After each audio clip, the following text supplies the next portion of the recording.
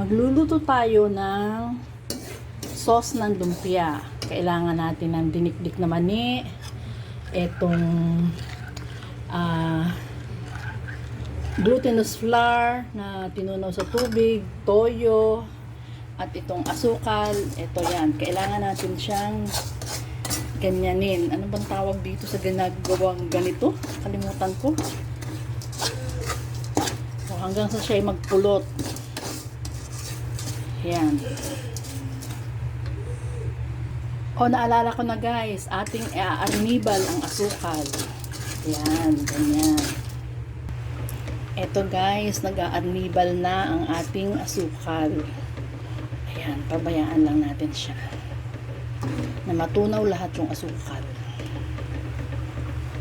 Lagyan natin ng asin.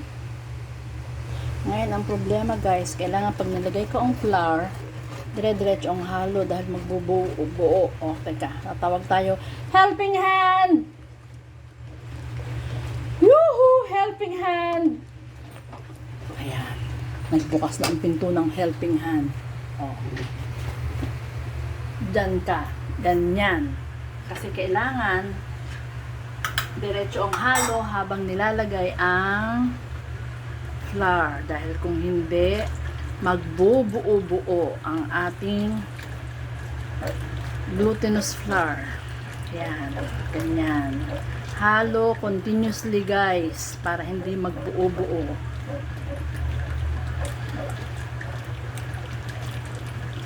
Buti na lang ang aking helping hand ay madaling tawagin.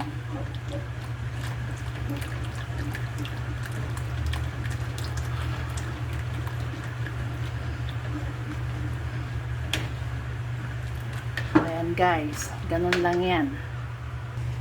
Ito yan guys. Oh, may kulay na siya kasi medyo na ano yung ating asukal.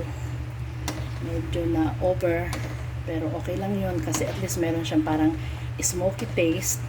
Tapos may kulay na siya. Ang purpose lang kasi ng toyo is pang kulay. So hindi ko na siya kailangan. Hindi ko nalalagyan ng toyo.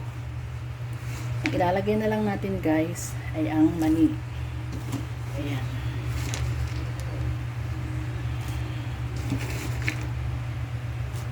Guys. Ayan guys, nakaluto na tayo ng lumpia sauce. Okay na yan, luto na yan.